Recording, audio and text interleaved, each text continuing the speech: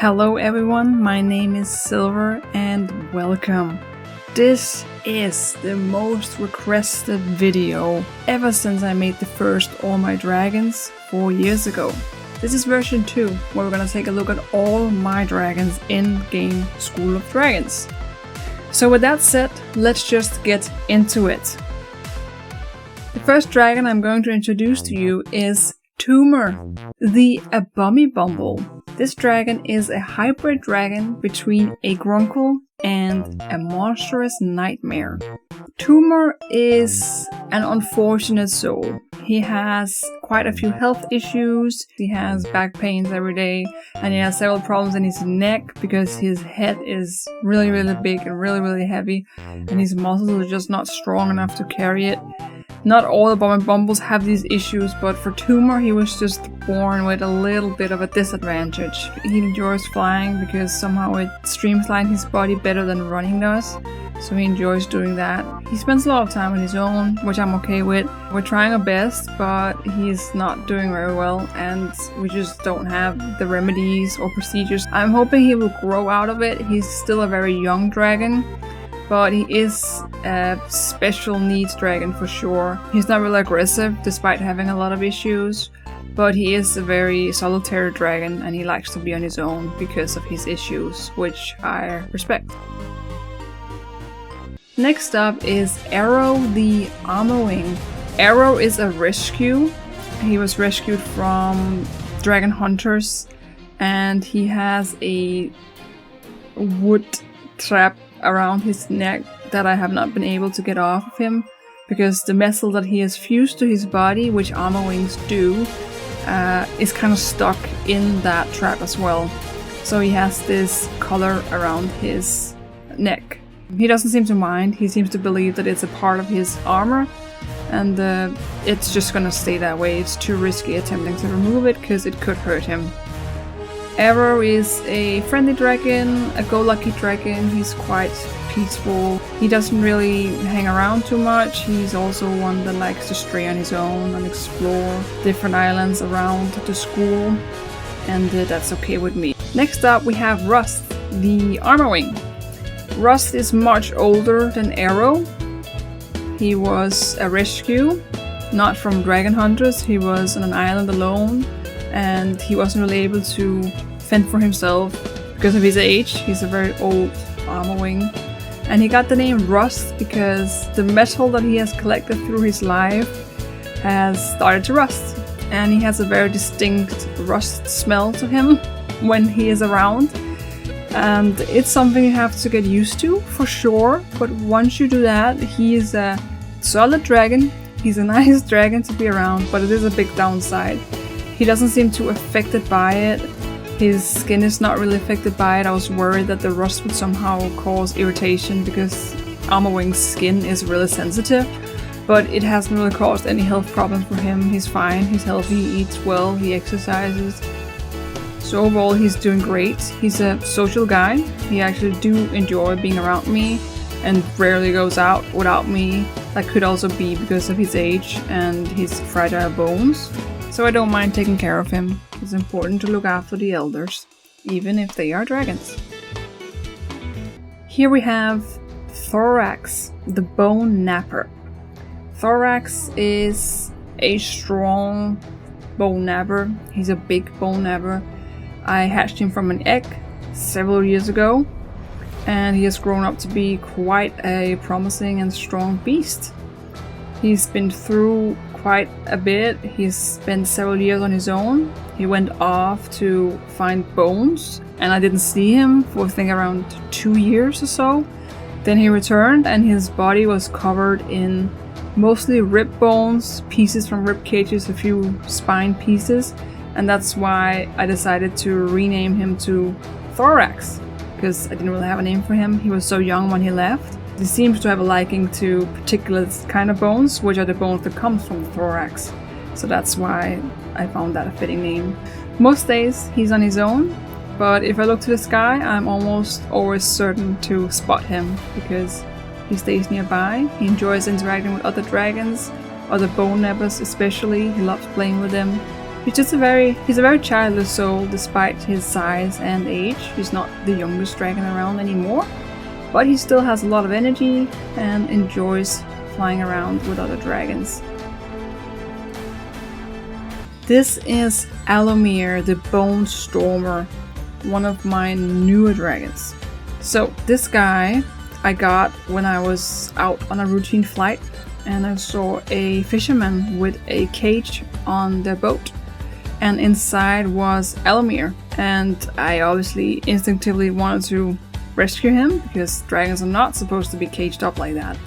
This fisherman wanted a lot of gems for him. He was extremely expensive, but I decided it was worth it instead of starting a fight with this person. So I paid the fine and I let out ALLOMERE, spent 3 hours tracking him down because as soon as he was out of that cage he was gone. I found him. And after a lot of effort, he actually trusted me and I brought him to the school. He is quite the unpredictable dragon. I wouldn't call him necessarily evil, but he does push a lot of boundaries and he does test his position in the society that he's now a part of. He's a hybrid between a BONEKNAPPER and a Stormcutter. It's a rather rare hybrid. I haven't really seen much of them around. He enjoys spending a lot of time in the hidden world. He does that a lot and is enjoying that. So I'm just trying to give him what he needs, but also be firm in raising him because he is still a young one. He takes a lot of work, but I think he's worth it because he's a beautiful dragon, a gorgeous dragon, and he has so much potential. So I'm gonna help him be the best version of himself that he can possibly be. Here we have Balrog. Balrog is a BUFFALORD, a rare dragon, which is known for its special saliva that has healing properties for certain illnesses. We don't use him for that here because no one has these ancient illnesses at school, but if they ever come, I'll be covered because Balrog produces a lot of saliva. He's very drooly. I have a bit of a problem with Balrog because he is very dirty and he does drool a lot and he doesn't really care about personal hygiene. I get that he's a dragon and it's fair enough, but it's a problem sometimes. He can get very dirty, not just with the drool, but also just having dirt under his spikes when he's going around. He doesn't seem to care about it at all. A lot of other dragons try to clean themselves, but Balrog is just kind of given up and he just likes being covered in dirt. So I don't really spend much time with him. I let him fly around his own. He's friendly enough despite his looks and despite his very unclean behavior. He's never caused any problems with the other dragons, but I just let him be on his own to do his own thing. Krabby is a lot younger than Balrog. He doesn't drool as much, still quite a bit, because that's what BUFFALORDs do. Krabby is quite mischievous. He can be a bit annoying at times, but he is a young dragon, so he's also trying to find his place and figure out how everything works. He's not the smartest dragon around, but he does have a lot to learn, and he has potential for sure to be a very, very good dragon. He's not out of hand, I can control him, and he does listen when I tell him to calm down. So he's quite nice if I'm around him. If he's on his own, he can cause a lot of trouble. But as long as I'm there and tell him what's right and what's wrong, he is quite obedient in that regard. This is Freddy, the catastrophic QUAKEN. Freddy is quite the frightful dragon. He loves to jump out of nowhere and scare people. Occasionally smaller dragons and smaller Vikings get hurt because he pushes them over. It's not his intention, but he is a bit of a prankster, but his ginormous size is fighting against him in that regard, so I've been trying to make him shake that off and just give up that part of being himself, but it's kind of difficult because it's what he does and it's what he enjoys doing.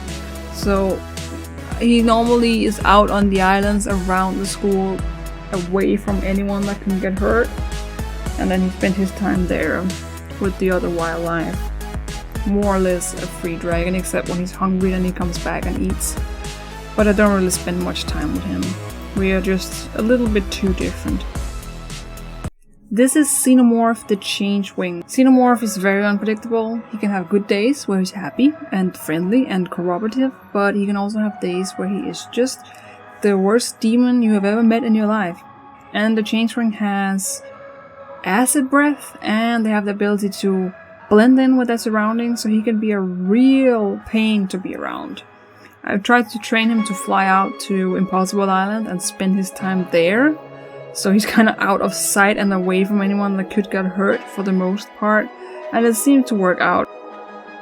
Then we have DERGDEER, the Crimson Goregutter. This dragon is probably the friendliest creature you'll ever meet, but he is also colossal, and that creates some problems. He thinks he's the size of a terrible terror and he can just go around, bouncing around and playing with all the dragons, but he can't because he has quite the force behind him. He's young, he is quite strong and agile dragon, and it's a dangerous mix because he does have the size that he has. He's friendly though, and he is a quick learner, so it has been somewhat easy for me to teach him to slow down, take it easy, and give the other dragons some space. He seems to be learning every day and gets better at communicating and understanding other dragons and people's boundaries. So he's a good, reliable, and loyal dragon. Next up is Titanic, the Deadly Nadder. Titanic is an older Deadly Nadder. She's not that social. Deadly Nadders are normally very group-orientated dragons that like to hang out with other Nadders and also other dragons. But Titanic spends a lot of time on her own, and she enjoys exploring the ocean especially and loves flying to other islands. She's very active and often makes the flight back and forth from the islands several times a day. So I don't really see her too much, but when I do, she is calm and nice to be around and overall really friendly dragon. So she's quite a decent little reptile. Then we have Yesterday.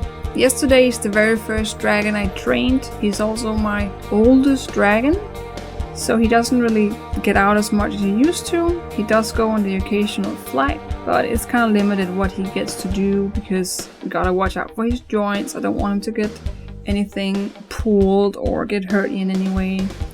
But he is free to make his own choices, and sometimes he goes out on his own and sometimes he just takes a day in. He's a very caring dragon, a very loyal dragon. I can always depend on him, and I have no doubt that he would do everything he could to help me in any situation. So it's a really nice dragon to have around, and I do enjoy spending time with him very much. Then we have Akatosh, the Death Song. Akatosh is a very noble creature. He handles himself with a degree of grace in everything that he does, but it's somewhat obvious that he's trying way too hard. He thinks very highly of himself, which can be a problem, because he is a death song and they are particularly hard to train. I have managed to teach Akatosh not to eat other dragons, and he has a diet entirely on fish now, which took some work. He has a beautiful golden coat, and that can often attract attention of other death songs and other dragons that seems to admire him, and that really goes to his head, which can be a problem because he already has a giant ego. Overall, he's a fine death song because they are really difficult to deal with. This is Last Shadow. He's a very atypical death song. I raised him from he was a baby, and I have raised him fairly well, I'd say myself. He has never eaten a dragon in his life. He has always just had a diet of fish and the occasional sheep at times, or a few slip-ups when he was younger. But he has been just really wonderful to work with. He's been very obedient and very eager to learn, very interested in what I have to say and what I want him to do. So he's a really great death song. He's been the easiest of my death songs to train. He loves to be admired, so he will occasionally do air tricks and fly around above the school. And he loves the gazes that he gets from the ground. So his sin is vanity, but that's to be expected from a death song. They just have that in them. This is Lizardon, which is also a death song. Lizardon can be a bit stubborn. He can be a bit problematic. If he doesn't want to train that particular day, then you cannot get him to train that particular day. He can be reasoned with in some cases, but in others you just better give up and give him some space. So he's not really that much of a dragon that you can train. I don't really consider him my dragon. He's more of a friend, an acquaintance that you just hang out with sometimes, because getting him to do a bunch of tasks is just really hard because he does not want to do it. So I let him be on his own, and when I do fly with him, it's more just as friends hanging out. He does seem to like me, which is always a nice thing. He's not as prideful as the other death songs. He doesn't really show up too much. He likes action more. He likes to be out and doing things. He's a very active dragon. That's gonna be it for part 1 of all my dragons. We're gonna take 15 dragons each time until we make it all the way to 130. Thank you so much for watching this episode, and hopefully I will see you in the next one as well. So long and take care.